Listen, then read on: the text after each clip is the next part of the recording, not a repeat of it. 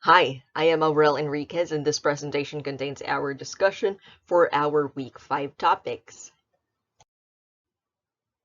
For the first segment of our discussion, we would be going through the causative agents of opportunistic fungal infections. Now, for this discussion, they are classified or divided based on three things. All right, so first up, if they are Mucorales members, all right, if they're under the taxonomic classification of Mucorales. Next is if they are septate and hyaline, all right? So septate meaning they have frequent cross walls, and hyaline meaning they have little to no melanin content or pigment within their cell walls. And next, we would be talking about them together on whether they are septate and phaeoid, all right? So when we say phaeoid, it means that they have dark pigments because of high amounts of melanin within their fungal cells. Now, before I introduce you to the actual organisms, let's first be familiar with these specific terminologies. Now, when we say saprobes or saprophytes or saprophytic organisms, this means that the preferred habitat of these fungal species are in the soil or on dead and decaying organic matter. All right, so it also says here that they are free-living fungi. All right, so free-living fungi meaning hindi requirement para sa kanila na makahanap ng either human or animal hosts. They can live and grow and replicate or multiply just by living in the soil or on decaying vegetation. All right, again, when we say free living, it is not a requirement for these fungal organisms to infect a host. Okay, so it also says here that they are not usual causes of human infections. All right, so we wouldn't commonly find these organisms or be able to observe these organisms in the laboratory. Kasi ayun nga po, no, hindi karaniwan or hindi madalas nagdudulot ng human infections itong mga opportunistic fungi na ito or free-living fungi na ito. All right, so what are the risk factors for developing opportunistic fungal infections? First is being immunocompromised or immunosuppressed. Okay, so basically, kapag mahina yung immune system ng isang person, then dito po magkakaroon ng opportunity itong mga opportunistic na organisms na to grow and cause some form of infection within the human host. So examples of these would be if a person is undergoing cancer chemotherapy. So there are forms of cancer chemotherapy out there wherein they weaken the immune response of the person or they weaken the immune cells of the patient. So, ayun po. Kumbaga is parang magiging way din yun, no? Kung halimbawa, ma-expose itong mga cancer chemotherapy patients na to dito sa mga opportunistic fungal organisms na ito. So, that could lead to the development of the infection.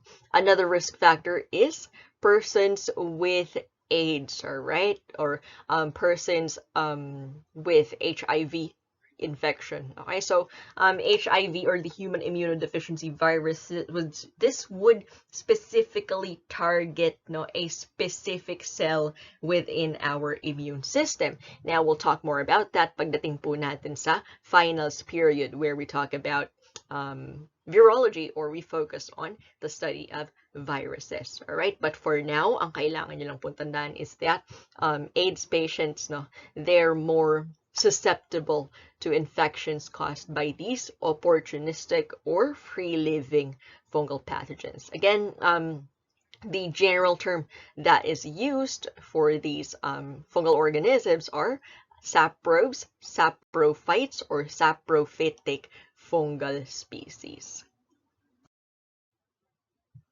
Let's now proceed to the mucorales members that are capable of causing opportunistic infection. So first up, we have the Cunningham species, all right? Cunningham species, they are usually recovered from the sinuses or other organs if the infection is disseminated. All right, so again, remember that these organisms would usually pose no threat to normal, healthy individuals, but they could lead to some form of systemic infection in immunocompromised hosts. So, ganun naman po kadalasan, di ba? For immunocompromised and immunosuppressed people, kahit yung mga organisms that typically are considered harmless, no, they end up causing some type of infection.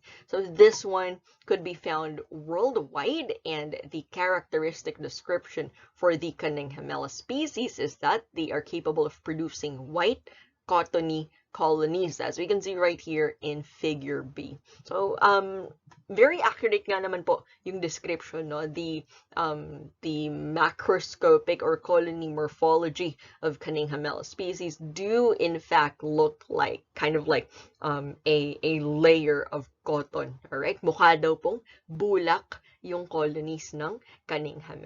So kapag nakita niyo po yung description na yan, then we're most likely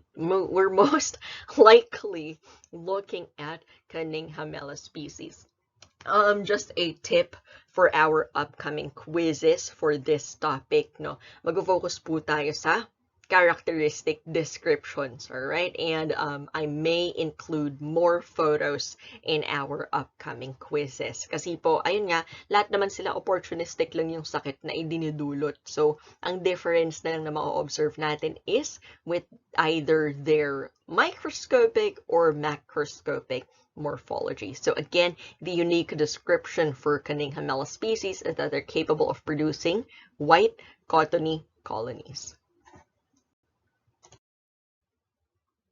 Up next is Lichthymia. Under pa rin po siya ng classification ng mucorales. So Lichthymia was formerly known as Absidia. So sa mga lumang versions po ng Mahon or yung mga iba pang lumang reference materials, no, maybe at the 5th or 4th edition of Mahon, Absidia pa yung pangalan niya. Okay, pero dito po sa reference natin, which is the 7th edition of Mahon, this is now known as Lichthymia. So this one is commonly isolated from diabetic patients who also have ketoacidosis, all right? So they're capable of producing smooth ovoid sporangium. Okay, so if you remember our past discussion on the mucorales classification, diba? The mucorales members, no, they're capable of producing sporangium or sporangiospores, which is one of the modes of asexual structures that we listed, diba? So, ayun nga po, ang production of sporangium or sporangiospores is specific for mucorales members. And for the Lichthymia species or Absidia species, no, ang characteristic description ng mga sporangium niya is that they are smooth and ovoid, as we can see right here in these photos. So, nakikita natin, no, they're kind of like perfectly round or perfectly spherical. So, kapag nakita po tayo ng ganyang itsura, then we are looking at the Lichthymia species. Next mucorales member is mucor. Okay, so this one has been implicated in rhinocerebral zygomycosis. Okay, so ang rhinocerebral zygomycosis po, this is a rare opportunistic infection of the sinuses and nasal passages. Now, this could also lead to the oral cavity and extend to the brain. So, kaya nga po siya tinawag na rhinocerebral. Magsisimula sa nasal passages, tas kayang mag-spread hanggang sa brain. So, for immunocompromised individuals, this infection could rapidly result in death. Right? So, isa po sa mga genus na dapat nyo pong maisip when we say rhinocerebral zygomycosis is mucor. And this is what they look like upon microscopic examination. Another genus associated with rhinocerebral zygomycosis or rhinocerebral mucormycosis is the Rhizopus species. So the Rhizopus species, they're also known, or they're commonly known as the black bread mold. Okay? So black bread mold, and ayun nga po, no, this is also known to cause just opportunistic infections, and specifically observed among those that are diabetic patients with ketoacidosis. Now, ang black bread mold po, no, ito rin yung dahilan, no, kung bakit kapag nakita tayo ng inaamag na tinapay, hindi na po recommended na tatanggalin nyo lang yung part na nakikita nyong may amag, tapos kakainin nyo pa rin the rest of the bread, alright? It is actually the black bread mold, or the Rhizopus species. Now, they're the ones that is responsible for the appearance of molds in breads like the ones that we're seeing right here. So when we see the appearance of molds on our bread, like this one in this photo, it is no longer recommended to just take out the parts with the mold and still consume the other parts of the bread that we don't see the mold, kasi po, no, the Rhizopus species are capable of producing a stolon and rhizoids. So yung stolon and rhizoids po, these are the structures beneath the surface of the bread. These are the fungal structures that we're not seeing.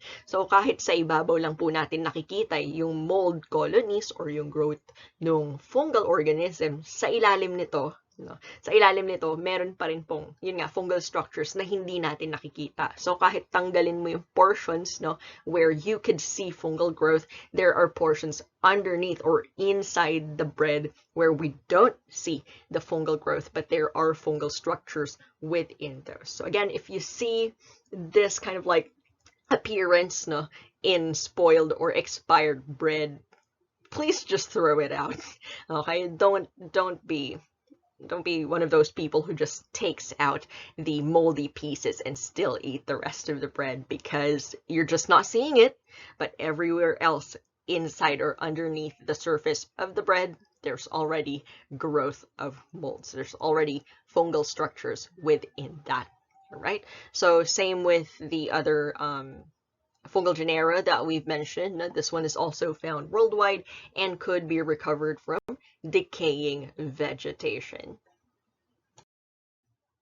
Next mucorales member that we would be talking about is the Syncephalastrum species. So the Syncephalastrum species, this has been documented to cause cutaneous infections, all right? So infections involving the skin, all right? So microscopically, this may be confused with Aspergillus species, all right? So as we can see right here, ito po yung microscopic morphology ng Syncephalastrum, and to the untrained eye, Syncephalastrum may sometimes be mistaken as Aspergillus species. Okay, so kung titignan po natin mamaya yung examples ng photos ng Aspergillus, to me, no, at least to me, they don't really look that much similar, all right? They don't really look alike.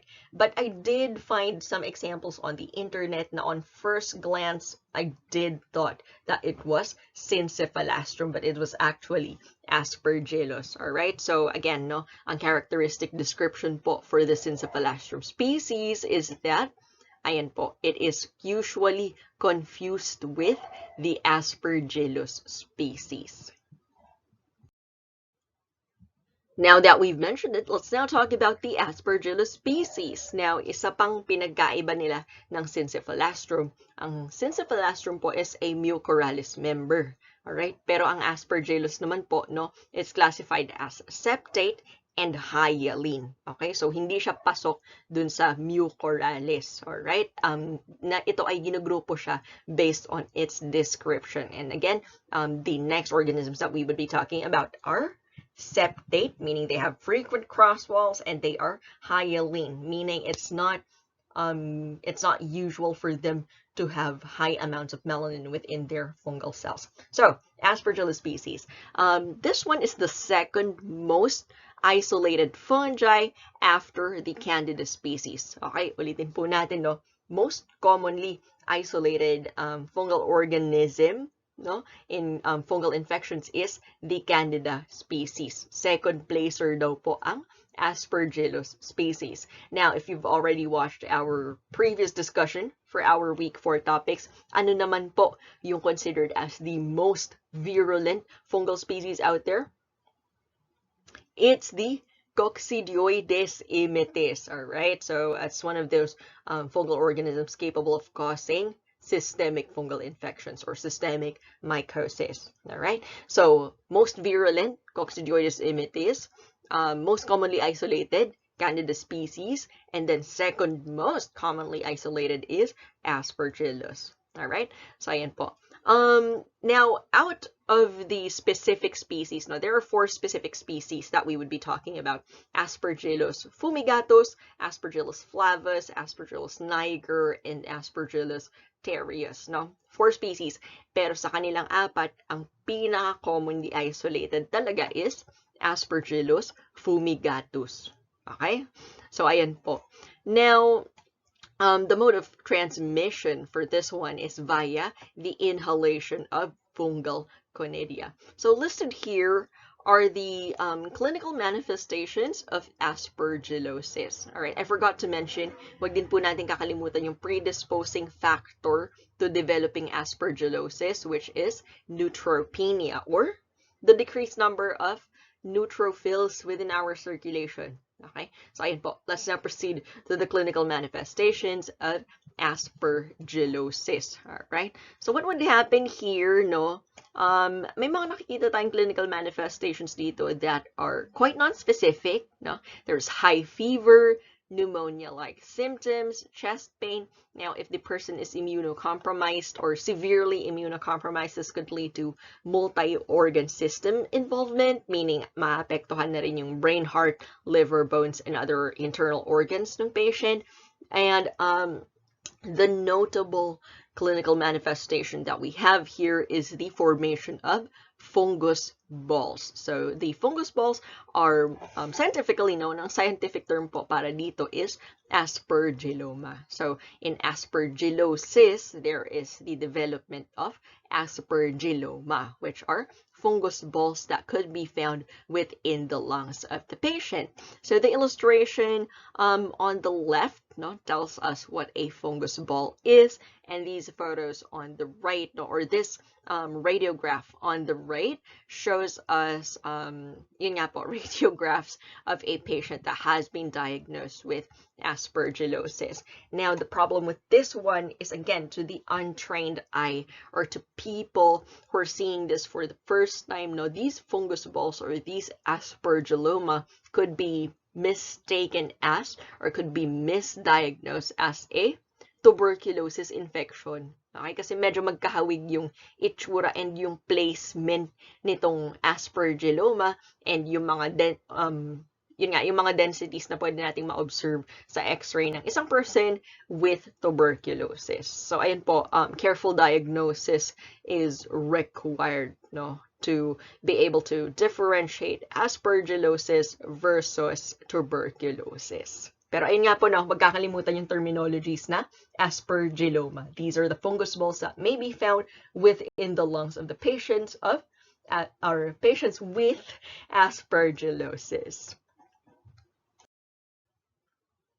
This slide presents to us the different microscopic and macroscopic morphology of each of the previously mentioned Aspergillus species. Okay? So ito yung Aspergillus fumigatus, the most commonly isolated Aspergillus species. Right here is Aspergillus niger, next is Aspergillus flavus, and Aspergillus terreus. Now, their microscopic morphologies look pretty much the same. Okay, now for these ones, magkakahawig daw po yung microscopic morphology nila just by judging these photos right here. Ang pinakamadali lang pong i-differentiate out of all of them is Aspergillus niger, no? Kasi although hyaline yung ibang parts ng cells niya, there are areas, no, or there are cells that are darkly pigmented, all right, which suggests that these specific areas of Aspergillus niger contain high amounts of melanin. Now, let's try to look at some of these specific details on how we could tell them apart. Again, this is quite difficult to notice, no, by the untrained eye, but again, let's try. First up, the sporangiophores of Aspergillus flavus and therius. Yun muna yung dalawang i-compare natin. The sporangiophores of Aspergillus flavus, alright, Aspergillus flavus and therius, they're shaped very similarly. Okay? Parehas silang mukhang pamaypay, no? They're kind of like fan shaped, as we can see right here. So parang paganon, parang pa-open yung itsura nung sporangiophores nila. Okay? Now, if we were to compare that with the sporangiophores of Aspergillus fumigatus, for Aspergillus fumigatus, they are a bit more rounded. Okay? So medyo mas pabilog daw po yung sporangiophores ng sporangiophores ng Aspergillus fumigatus. Okay, so for Aspergillus flavus and therius, no, the similarity that they have is that they kind of like open up a bit more. Pero kapag fumigatus po yung tinitingnan natin, medyo mas rounded yung itsura nung sporangiophores. Alright, so ayan po. Those are some of the like small difference that we may be able to notice. But then again, ayun nga, it's very difficult to tell. So for the Aspergillus species, instead of differentiating them by looking at the microscopic morphology, medyo mas nakakatulong po sa atin yung macroscopic morphology or yung colony morphology nila. Alright? So, ayan. So, kabaliktaran po, no? Kabaliktaran ng karamihan ng mga fungal organisms na naaral natin previously throughout the midterms period, no? Yung ibang mga organisms na napag-usapan natin, instead of differentiating them microscopically, kapag Aspergillus na yung pinag-uusapan natin, colony morphology naman po yung titignan natin. So, let's now describe, no, the colonies of each of these ones. First up is Aspergillus fumigatus. So the colonies would typically have green centers and a white outer edge. Okay, so may makapal na outer edge daw po yung Aspergillus fumigatus, tapos yung gitna, no, color green. Next, Aspergillus niger. So they characteristically produce dark brown or black mold colonies because of their black conidia, as we can see right here. So nagko-correlate naman po, no, yung appearance niya both microscopically and macroscopically. So parehas dark brown yung itsura. Up next is Aspergillus flavus. So Aspergillus flavus has been very well known due to its bright yellow mold colonies, as we can see right here. So kapag nakita tayo ng bright yellow na colony, katulad po nito, no, this could give us an idea that this is probably Aspergillus flavus. Dapat Aspergillus flavus yung una nating maisip kapag nakita tayo ng ganitong bright yellow colony. Last one is Aspergillus terreus. So Aspergillus terreus produces dusty pink colonies with a beige or tanned outer edge, as we can see right here in this photo. Okay? So parang dusty or dull pink, no, hindi masyadong bright pink yung itsura ng gitna, tas may manipis na outer edge yung Aspergillus terreus na yun nga po, parang medyo beige lang yung itsura niya. This slide shows us more colony morphologies of the different Aspergillus species. So nakikita natin dito, no, may isa pang Aspergillus species capable of producing bright yellow colonies, which is Aspergillus glaucus. Okay? Medyo mas common lang kasi yung Aspergillus flavus, kaya mas kilala siya for producing bright yellow colonies. But as we can see right here, no, kaya rin naman pala itong gawin ng Aspergillus glaucus. Okay, so ayan po, Aspergillus fumigatus, as with the previous description, it's the same, green centers, white outer edge. Aspergillus niger, they produce dark brown colonies because their conidia is also dark brown. Aspergillus terreus, no, dull or dusty pink center, and then a beige outside or outer edge. All right, And there's one other species that we haven't mentioned in the previous slide. Right here we have Aspergillus nidulans, which is kind of just like a lighter version of Aspergillus niger. Okay, pero yung apat lang po, no, yung kailangan nating tandaan. Fumigatus, Flavus, Niger, and Tereus. Alright, so sinama ko lang to dito just because they're pretty, no? They're kind of like aesthetic, and I like that. That's really, that's actually one of the main things why I have come to enjoy studying mycology, no? Share ko lang, story time, no? One of the reasons why I really enjoyed studying microbiology 1, which is clinical bacteriology, and microbiology 2, which is ito nga po, no, yung midterms part, which is mycology. Na-enjoy ko silang aralin kasi ang dami mga organisms na ang ganda nung colony morphology nila, and even their microscopic morphology is quite pretty to look at. No? So, ayun po, na parang parang aesthetic purposes lang talaga yung nakapag-engganyo sa akin sa pag-aaral ng microbiology. But anyway, it's true though. They do look nice. So, ayun po.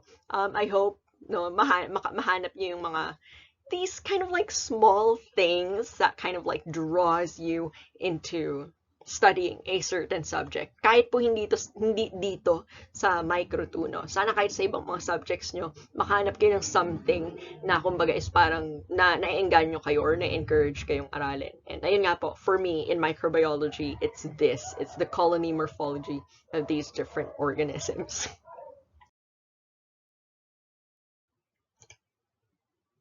Let's proceed. Still under the septate and hyaline fungi, we have the Fusarium species. Okay, so there are only two things that we need to keep in mind when we talk about the genus Fusarium. Okay, dalawang bagay lang po yung main descriptions or main things na kailangan nating tandaan. So first up, this genus has been associated with outbreaks of mycotic keratitis among soft contact lens users. Okay, so this usually happens when people kind of like make their own homemade contact lens solutions. So yung water po, no, this may be contaminated by the macroconidia of Fusarium. Tapos yun nga po, when it comes in contact with the person's eyes, it could lead to the formation of the development of the infection.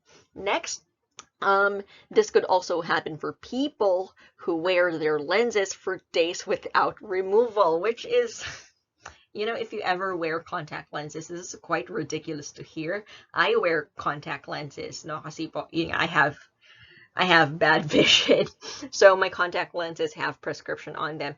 And if you do your research before proceeding to wear prescription contact lenses, you would learn, no, na may certain number of hours lang po kung gaano katagal pwede nating isuot yung mga contact lenses natin. Ideally, it should not be exceeding 8 hours, or ideally, dapat less than 8 hours lang yung pagsuot natin. So it's quite ridiculous to hear that there are people out there who are wearing their lenses for days without removing them. It's not even recommended to fall asleep with your lenses on. So ayun nga po, no, those are the kind of like two ways as to how people develop infections or develop mycotic keratitis because of Fusarium, right? Either they make homemade contact lens solutions and the water is contaminated with Fusarium, or they continue to wear their lenses for days without removal, okay? The second thing that we need to remember when we talk about Fusarium is the shape or the appearance of its macroconidia. Okay, so its macroconidia has been described as canoe-shaped or banana-shaped. All right, so again, Fusarium, no, causative agent of mycotic keratitis. In microscopic morphology, it produces a banana-shaped macroconidia. Now, recall challenge. Okay, recall challenge muna po tayo, no? In mycology, if Fusarium has been described to produce banana-shaped macroconidia, in parasitology, ano naman po yung malarial species that has been described to also produce banana-shaped gametocytes? Sige, for this one, tignan natin kung may nakakaalala pa. The correct answer is, sige, i-pause nyo muna yung video, isipin nyo muna kung natatandaan nyo pa. But the correct answer is, kung sa mycology, ang nagpo-produce ng banana-shaped macroconidia is Fusarium. In parasitology, ang nagpo-produce ng banana-shaped gametocytes is what? It's the Plasmodium falciparum. All right, so as we can see right here, this is an example of a blood smear of a patient with a Plasmodium falciparum infection. So again, ito po yung itsura nung gametocytes niya, no? Banana-shaped yung itsura. Okay? So ulitin natin, kapag mycology yung pinag-uusapan, no? The fungal genera capable of producing banana-shaped macroconidia is Fusarium. Kapag parasitology naman yung pinag-uusapan natin, the parasitic species capable of producing banana-shaped gametocytes is Plasmodium falciparum. Okay? So ayan po, balik na ulit tayo sa mycology.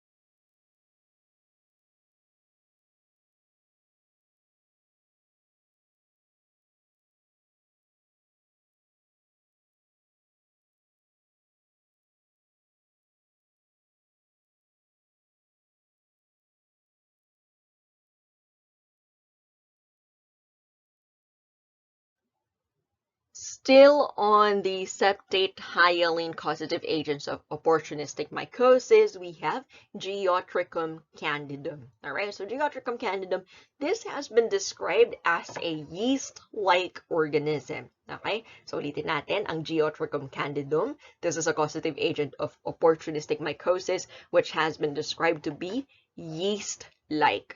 Okay, so this has been implicated in pulmonary diseases among immunocompromised hosts. And as we can see right here, it could also cause oral infections or skin and wound infections.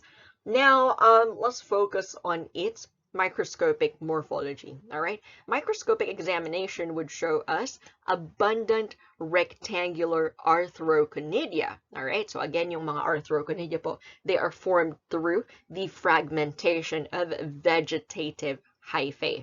Okay, so ayan po, no, things that we need to remember. First up, if this has been described to be yeast-like, and it produces rectangular arthroconidia, dapat po ang maisip natin ay Geotrichum candidum. Okay, so another recall challenge ulit tayo, no? Kung sa mga causes of yeast-like infections, no, Geotrichum has been described to have rectangular arthroconidia, no? Alin naman po yung mga causative agents, no? Alin sa mga causative agents of systemic mycosis ang nagpo-produce ng barrel-shaped arthroconidia? Again, you can pause the video and try to remember, no? If within the yeast-like organisms, Geotrichum candidum produces rectangular arthroconidia, among the causative agents of systemic mycosis, which one would produce barrel-shaped arthroconidia? All right, it is Coccidioides immitis. Alright, so ayan po. Rewind nyo na lang po, no? Or kumbaga balikan nyo na lang po yung previous video on our week 4 discussion on the systemic fungal infections. Pero ayun nga po, Coccidioides immitis also produces arthroconidia, pero magkaiba yung hugis ng arthroconidia nila. So they produce barrel-shaped arthroconidia. Okay? So, ayun po yun yung mga points of differentiation natin. Kapag opportunistic, kapag yeast-like, and kapag rectangular yung shape ng arthrospores, it's Geotrichum candidum.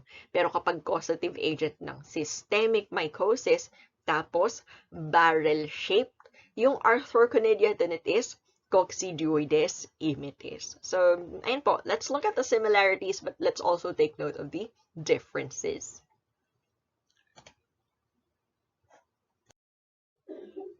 Next, nasa mga septate and hyaline opportunistic fungal species pa rin po tayo, no? We have Purpureocilium lilacinum. Okay, ulitin natin yung pronunciation nun. Marami pong naaaliw minsan sa kung paano ko pinopronounce yung mga fungal species na to, no? But we have Purpureocilium lilacinum. Okay, so pwede nyo pong i-search yun online. There are websites out there that really teaches you how to pronounce these fungal species. Okay, again, we have Purpureocilium lilacinum. So, parang nag-Harry Potter na tayo dito, no? Purpureocilium lilacinum. Para akong baliw dito, natatawa mag-isa. Pero, ayan, pasensya na po, no? Nagha-Harry Potter na po tayo with Purpureocilium lilacinum.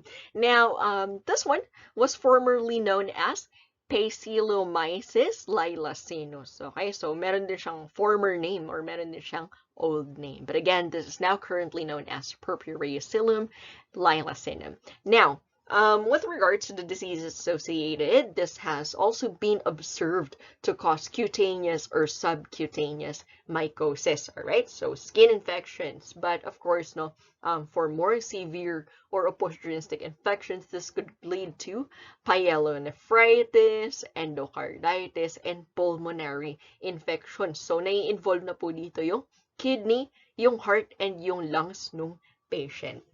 All right. Now, with regards to the microscopic morphology, now this is usually confused with the Penicillium species. Okay, so magkahawig daw po yung Penicillium and yung Purpureocilium. So magkatunog din yung pangalan nila. Recall challenge, ano naman po yung dalawang organisms kanina na pwede ring mapagbaliktad natin yung microscopic appearance? It's Syncephalastrum and Aspergillus. Okay, yun yung dalawang magkahawig. Ngayon po, ang dalawang magkahawig din is Purpureocilium and Penicillium. Now, how do we tell the difference microscopically? First up, ang Purpureocilium, it has longer phyalides. Mas pahaba or mas mahaba daw po yung phyalides nitong Purpureocilium compared sa Penicillium. Next, it has spindle-shaped conidia. Okay, so parang elongated din yung itsura ng conidia ng Purpureocilium in comparison to Penicillium na medyo mas round or spherical yung shape ng conidia nila. Okay, so kumbaga po, no, parang yung Purpureocilium is the stretched out version of Penicillium species kung microscopic morphology yung titignan natin. So magkahawig sila pero very slight differences, no, by having longer phyalides and spindle-shaped conidia. Now that we've mentioned it, no, under pa rin po ng septate and hyaline fungal organisms, let's now talk about Penicillium. So for most Penicillium species, their growth is usually inhibited at 37 degrees Celsius. Okay? Kadalasan daw po, no, hindi nag-grow ang karamihan ng Penicillium species at 37 degrees Celsius, which is within the range of body temperature, diba? Kaya nga po, Penicillium has always been recognized as non-pathogenic, alright? Or ayun nga po, classified siya dito as only opportunistic. So, diseases associated would be chronic fungal sinusitis. Okay, so yung sinus tracts daw po, yung pwedeng maapektuhan, no? Now, with regards to the microscopic morphology, they're capable of producing erect conidiophores, so isang diretsong conidiophore with several phyalides, as we can see right here in this example. And the next, we would be able to observe ovoid conidia in long chains. Okay? So, kung ito yung conidiophore, just look at the pointer.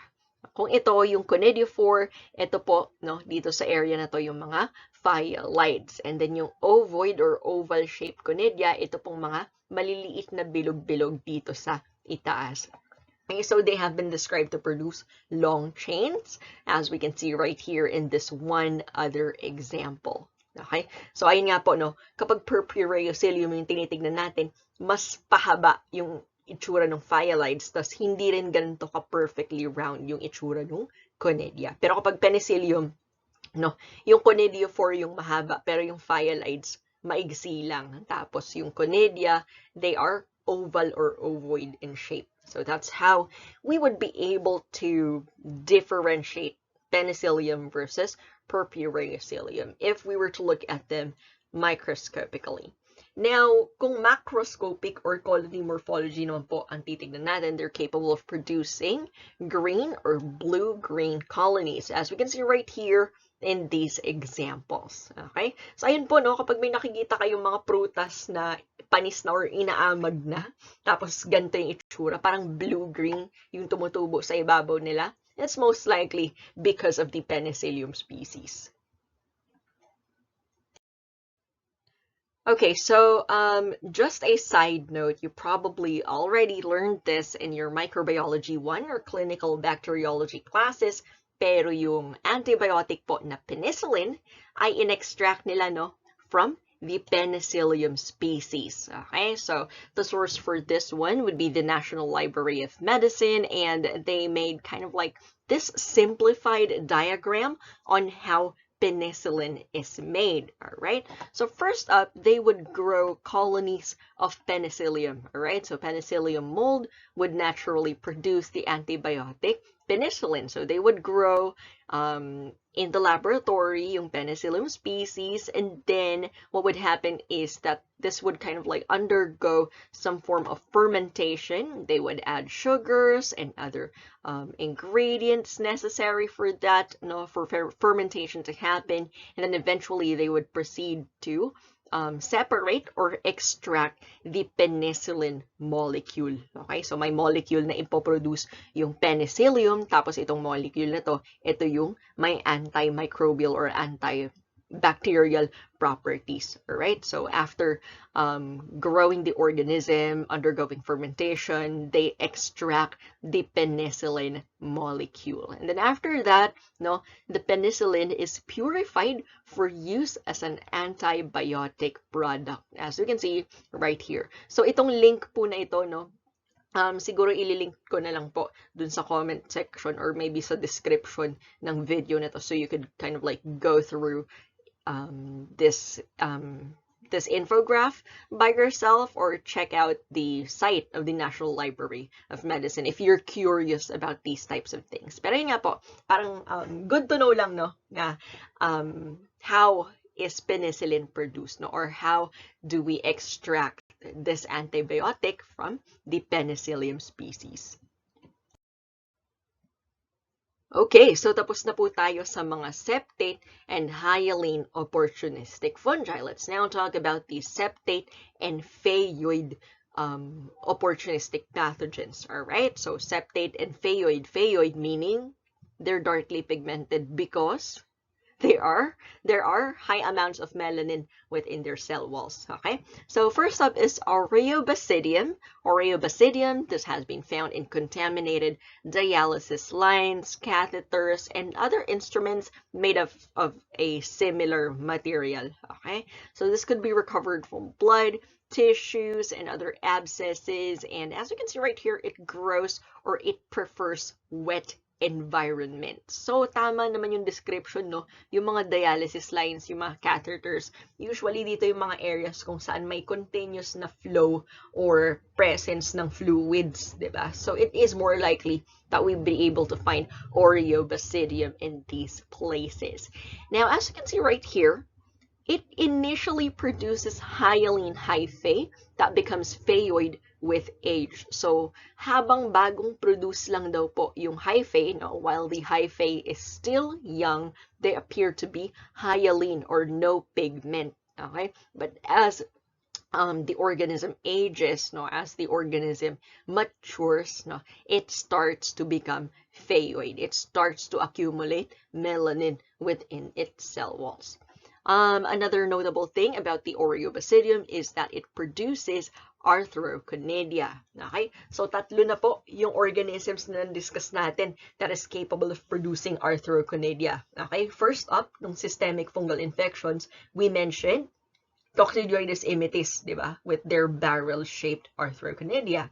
Kanina lang, dun sa yeast-like fungi na dinescribe natin, we have Geotrichum candidum, which produces rectangular arthroconidia, di ba? And now we also have Oreobasidium. Now, Oreobasidium, ito naman po, no, the way we would be able to differentiate them from Coccidioides and Geotrichum is that Oreobasidium is phaeoid. So, yung dalawang unang nabanggit natin, di ba? Yung Coccidioides immitis and yung Geotrichum candidum, they are hyaline, no pigment. Okay? Pero yung Oreobasidium, it produces arthroconidia that is darkly pigmented. It produces arthroconidia that is phaeoid or demaciaceous. And as you can see right here, ito po yung itsura no colonies nila in artificial culture media. So again, it correlates, no? Yung itsura niya microscopically is as dark as how they would look like macroscopically. Alright, up next is the Chaetomium species. So the Chaetomium species, they have been reported to be found within the brains of patients with central nervous system infections. Okay, so kaya daw umabot sa CNS ng pasyente yung growth ng Chaetomium species. Now, several of these patients have been identified as intravenous drug users. Okay, predisposing factor to Chaetomium infections would be IV drug use. Basically, ang nangyayari po is, di ba yung mga IV drug users, usually, they don't really care about sanitation or being kind of like clean with how they do their drugs. So, ang nangyayari is nag-share lang silang ng needles or yung mga needles po, matagal silang exposed sa air bago nila iturok sa sarili nila. So, nangyayari, no, once the contaminated air, no, contains the spores of Chaetomium, ayan po, it could kind of like contaminate the needles that are being used by these IV drug abusers, and ayan po, they basically inject themselves with the spores of Chaetomium species. Right? So macroscopically, they have been described to have pineapple-shaped perithesia containing lemon-shaped ascospores. Okay, so basically, yung perithesia po, this is an ascus or a sac-like container. Alright, and then, ayun nga po, on the inside, there are spores or ascospores. Okay, so ayun po. Isa na naman pong recall challenge. Alright, recall challenge, no? If the perithesia refers to the ascus of the Chaetomium species, ano naman po ang tawag sa ascus ng Pseudolescaria boydii? Na-discuss din natin to sa week 4.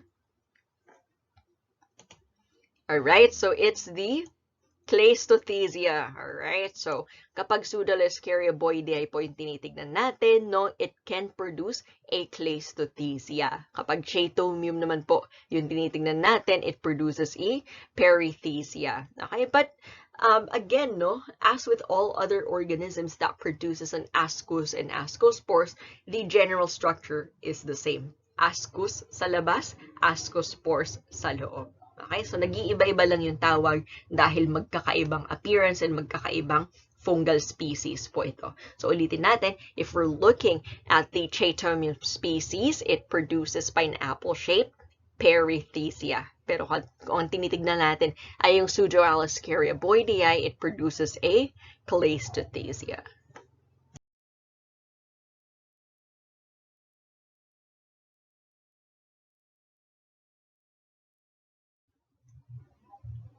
Next, the only thing that we need to remember about Cladosporium, no, aside from the fact that they cause opportunistic infections from time to time, is that they're just more commonly observed as laboratory contaminants. Okay? Lab contaminants lang daw po ang Cladosporium species. Okay? Now, if we were to look at it microscopically, no, again, to the untrained eye, maaaring masabi natin na kahawig niya yung Cladophilalophora caryonae. Now, if you would remember our previous discussion, ang Cladophilalophora caryonae, ito naman po ay causative agent ng chromoblastomycosis. Okay? Pero kung cladosporium lang naman po yung tinitignan natin, then this is just a laboratory contaminant. So, opportunistic infection lang yung kaya niyang idulot. Now, other descriptions that we may be able to observe is that aside from having an ovoid conidia, its cells could have what is known as kind of like scars, giving it a shield-like appearance, as we can see right here in this example. So that was for the Cladosporium species. Tulad po na nabanggit ko kanina with regards to our upcoming quizzes regarding these opportunistic fungal pathogens, no, mag-focus na lang po tayo sa microscopic appearance nila. Alright, so for these ones, no, again, lahat ng ito, they could cause opportunistic infections. Lahat ng ito, they are usually found as free-living organisms, no? Pero, ayun nga po, dito ang titignan na lang natin is yung characteristic descriptions and appearance. First up is the Phoma species. The Phoma species are capable of producing globose and black fruiting bodies, as we can see right here. One observation that I'm seeing, though, is that they're not perfectly globose. They're not perfectly spherical in appearance. So, maaari pong mag-iba-iba yung itsura niya. Pero pag nakakita po tayo ng ganito, no, this could tell us, no, that we're looking at the Phoma species. Next is Pythomyces. Now, Pythomyces, they're capable of producing barrel-shaped conidia. Okay? Not to be confused with Coccidioides immitis. Ulitin natin yung description ng Coccidioides immitis. It produces barrel-shaped arthroconidia. So, for Coccidioides immitis, yung hyphae niya, yung nag-fragment para ma-produce yung barrel-shaped arthroconidia. Pero for Pythomyces, it individually produces these barrel-shaped conidia. And as you can see right here, they also have what are described as longitudinal and transverse cross walls. Lalong-lalo na po dito sa mga examples na ito. Now, Pythomyces would remind us of what other fungal organism? Causative agent of subcutaneous phaeohypomycosis. It's the Alternaria species. Diba? Alternaria species have been described to have a muriform appearance. Now, when we say muriform, it has either longitudinal or transverse cross walls. So, magkakaibang direction yung septations or cross walls nung conidia niya. Okay? So, magkahawig or parang parehas yung Pythomyces and yung Alternaria dun sa description na yon, no? So, ang nagsiset apart or what only differentiates the Alternaria species is that the Alternaria species has a tapered end. Okay? Yung kabilang dulo daw po ng Alternaria, patusok yung itsura niya or matalim yung kabilang dulo. But for Pythomyces, no, ayun nga, they're barrel-shaped, so walang areas na matalim. And ayun po, ang similarity na lang nila is the muriform appearance or the longitudinal and transverse cross wall or septation. Right? So that was for Pythomyces. Next is Eulocladium. So the Eulocladium, they produce multi-celled dark conidia with an echinolate surface. Again, anong ibig sabihin kapag sinabi nating echinolate? It has rough or spiky projections on the surface. So, ganito po yung itsura ng Eulocladulum. So, multi-celled conidia. As you can see right here, this one kind of also has like septations or parang may divisions or hati din siya. So, within each of these conidia, no, there are multiple cells on the inside of that. So, that was for Eulocladulum. Let's proceed to the next segment of our discussion, which are the causative agents of yeast infections. So for this one, we would be focusing on 3, Candida albicans, Cryptococcus neoformans, and the Rhodotorula species. Let's now proceed to Candida. Now, Candida species in general, they are commonly present as part of the normal flora of the skin, mucosa, and digestive tract. Alright, ulitin po natin, no? Candida species in general, no? For most people, they're part of the normal flora.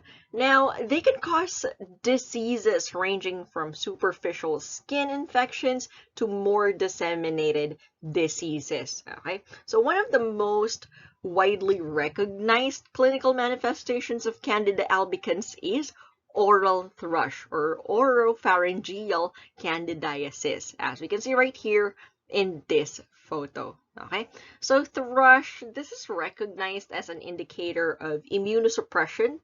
Alright, so kapag daw po may oral thrush or may oropharyngeal candidiasis ang isang pasyente, senyales daw po ito na maaaring immunosuppressed na yung pasyente.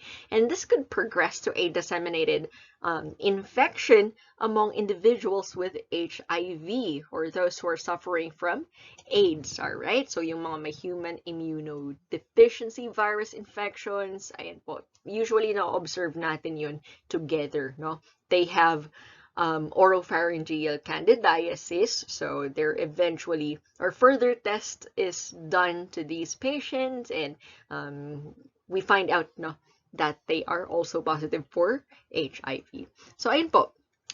This may also be observed, no? Hindi lang naman doon. This may also be observed among people who are receiving prolonged antibacterial therapy or other chemotherapeutic agents. Alright? So, ulitin po natin, no? Oral thrush or oropharyngeal candidiasis isn't only observed among HIV patients. We may also observe this for patients going undergoing prolonged antibacterial therapy kasi po, diba, it kills off all the other bacterial normal flora, so it gives an opportunity for the Candida species to overgrow and cause some form of infection. And for chemotherapeutic agents naman po, no, same rationale with the others, no, it kind of like weakens the immune system, so it gives an opportunity for Candida albicans to overgrow and cause the infection. Listed here are other notable Candida species. So next is Candida glabrata, or otherwise referred to as Mycoses glabrata. Now this one is the second most common isolate after Candida albicans, and this is usually seen as a urinary isolate. So na-observe daw po ito sa mga urinary tract infections. Next is Candida auris. So this one has been observed as a multi-drug resistant yeast. Okay? Karamihan daw po ng isolates ng Candida auris na they are multi-drug resistant.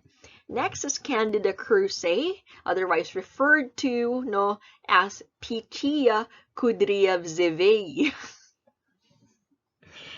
Never did I expect in this entire course that we would learn Russian. We would start speaking Russian. Okay? Pero meron daw pong teleomorph form ang Candida cruzae. Ulitin natin, no? The main species that we're talking about is Candida cruzae. But if we're looking at its teleomorph form is referred to as Pichia kudryavzevei. Even for me, it's difficult to pronounce, okay? So, ayan po, ulitin natin, Candida cruzae, no? Meron siyang teleomorph form. Ang teleomorph form niya is Pichia kudryavzevei. Next is Candida tropicalis and Candida parapsilosis. Ang Candida parapsilosis naman po, usually na-observe siya sa mga nosocomial outbreaks, okay? Now, microscopically, wala ring masyadong defining characteristics ang Candida species. Okay? Wala masyadong difference yung itsura niya upon microscopic examination. So, what would happen here is that we would have to rely on other methods to differentiate each species of Candida. So listed here are other methods of lab identification. So we could perform carbohydrate assimilation. We could grow them at different temperatures, so 37, 42, and 45 degrees Celsius. We could observe their growth.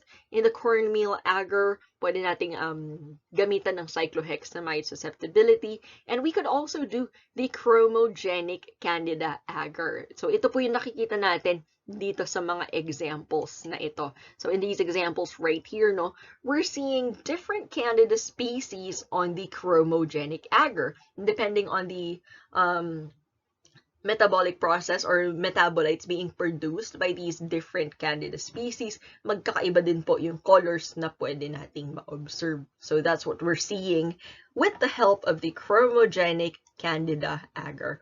So pag-uusapan po natin yung iba dito sa mga listahan na to, no, when we get to our discussion on lab diagnosis. Okay? But for now, no, one of the things that's usually done in the laboratory to observe these different candida species is through the use of the chromogenic candida agar.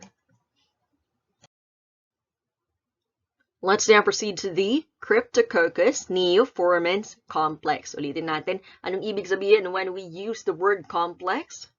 There's actually multiple different species that is causing this infection. All right, so the member species would include Cryptococcus neoformans and Cryptococcus deneoformans. All right, and another notable emerging pathogen would include Cryptococcus gattii complex. So dumadami na yung mga notable Cryptococcus species, no, na nagdudulot ng mga yeast infections. All right, so again, we're talking about the Cryptococcus neoformans complex. Yung dalawang members ng Cryptococcus neoformans complex would be Cryptococcus neoformans and Cryptococcus deneoformans. Emerging pathogen pa lang po ang Cryptococcus gattii complex. Right? Now, the disease associated with this one is meningitis, pulmonary infections, and septicemia. And the pinaka-notable sa tatlong ito is the development of meningitis. Alright? So, ayun po, Cryptococcus neoformans complex, no? This is the most notable pathogen from this genus, and this has become the major cause of opportunistic infections among AIDS patients. So, common din daw po ito for people suffering from AIDS or people with HIV. Alright? So, the organism is most likely acquired through inhalation. Now, ayan po, no, for laboratory diagnosis, the usual specimen of choice, no, would be CSF. Alright, so usual specimen of choice for this one would be CSF kasi nga, ang dinudulot niyang sakit ay meningitis. Alright, and then examination is done with the use of the India ink. Okay? So, after performing the India ink preparation, ang India ink prep po kasi, this is a form of negative staining. So, when we say negative staining, no, we're adding color to the background, but we're not really putting color on the actual cells that we would like to observe. All right? So, the India ink prep is a form of negative staining, and with this procedure, we should be able to observe unstained encapsulated budding yeast cells against a dark background, as we can see right here in this example. Okay, so ayun po.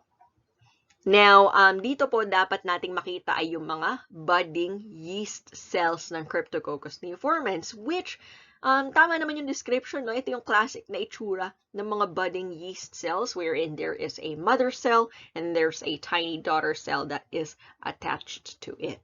Okay, so again, this is observed, no, by collecting CSF samples and performing the India ink preparation. Again, the India ink is a form of negative staining. Shown here are other methods as to how we may be able to observe the isolation of the Cryptococcus neoformans complex. First up is the usage of the birdseed agar or the Niger seed agar. So as you can see right here, this is a type of culture media that encourages or helps us observe the brown colonies of Cryptococcus neoformans. Now, if for example, kasama dito, may mga colonies din ng Candida albicans, may differentiation sila. Kapag Cryptococcus neoformans yung nag-grow natin, they produce brown colonies. Pero kapag Candida albicans po, yung nasa isolate natin, we would be able to see white colonies. Okay? Pero yun nga po, no, pag sinabi nating using the birdseed agar or the Niger seed agar, the first thing that we need to think about is the isolation of Cryptococcus neoformans. And then this photo on the right shows us another example of the India ink preparation, showing budding yeast cells with capsules. Again, we were able to say that this is encapsulated because there are unstained areas surrounding each of the cells. Nakikita po natin, di ba? Halimbawa, ito yung cell, tapos sa paligid niya, there is a clear area surrounding it. So again, these are the encapsulated budding yeast cells of Cryptococcus neoformans. Again, we were able to observe this because of the India ink preparation, which is a negative stain. As for the Rhodotorula species, they can easily be recognized due to their bright salmon pink color. Okay? Yun lang po yung kumbaga is parang pinaka-notable na description, no, with regards to the Rhodotorula species.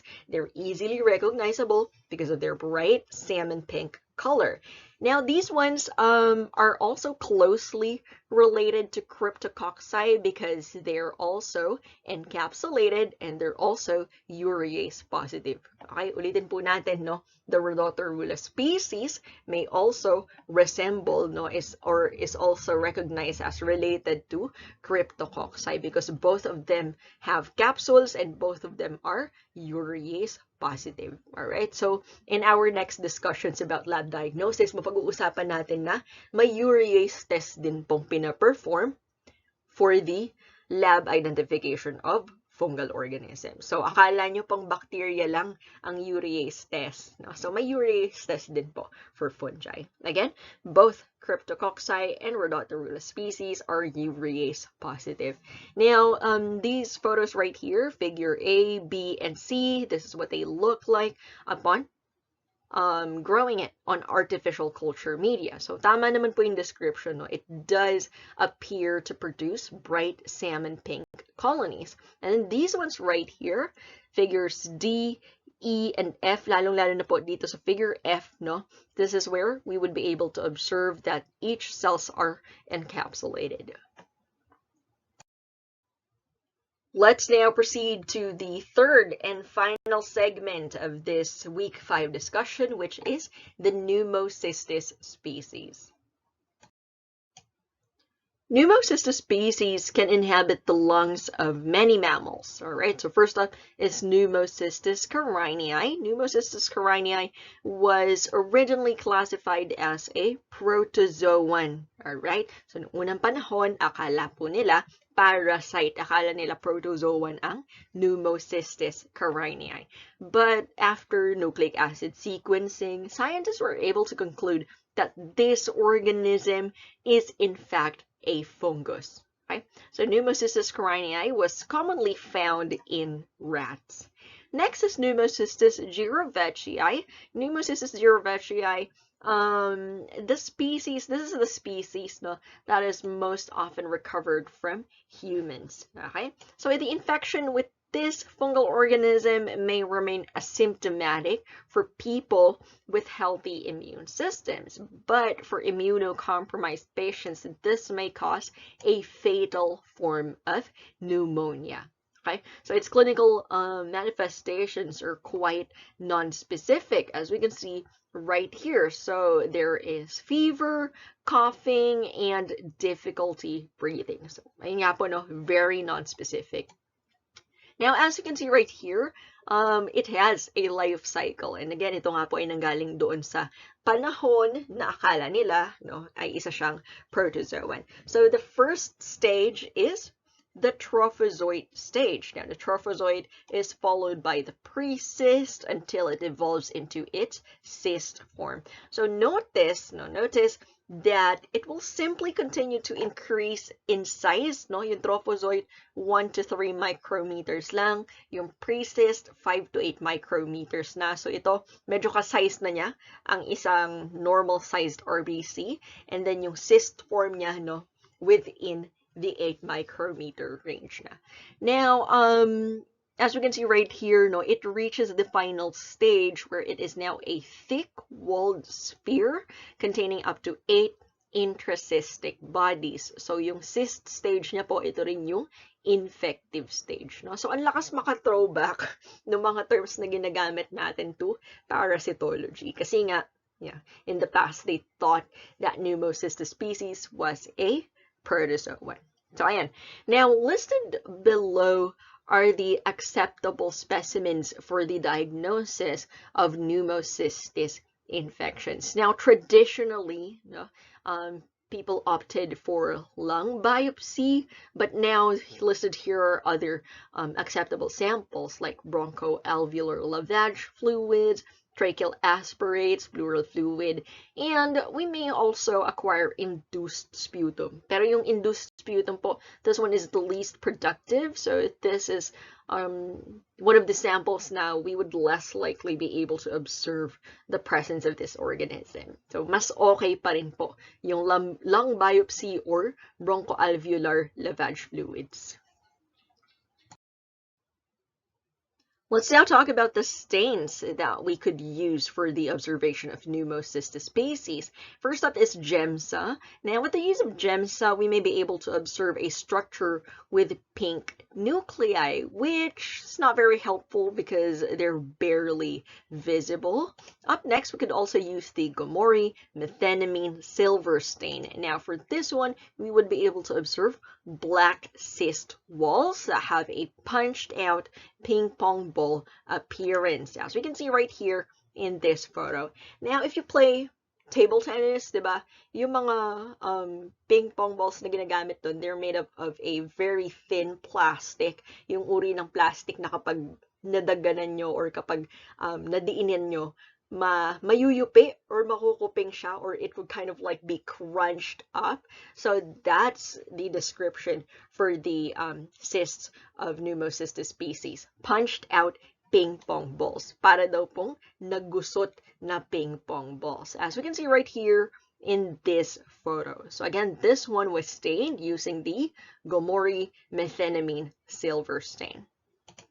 Up next, we could also use Calcofluor white. Now, this one is used for just screening. No, this is because Pneumocystis species also have chitin within their cell walls. Ang Calcofluor white po, no, pwede siyang gamitin for most organisms or for most cells that have chitin within their cell walls. And ang Pneumocystis, again, meron din siyang chitin sa cell walls niya. So this would give a blue-white color under UV light, as we can see right here in this example. So yung mga bilog-bilog po na nakikita natin, no, that are kind of like light blue or white in appearance against this very dark background, yun yung cysts ng Pneumocystis species. So again, ito yung itsura kapag GEMSA. Ito yung itsura kapag Gomori methenamine silver, and ito po yung itsura kung Calcofluor white ang ginamit. Take note though that for Calcofluor white, you need the help of a UV light to visualize the appearance of the cyst cells. Here are the references that were used in the making of this discussion. Now, since we're on YouTube, should I start saying typical YouTuber stuff like this video, subscribe to this channel, yeah. But we're supposed to be educational though. We're supposed to be serious.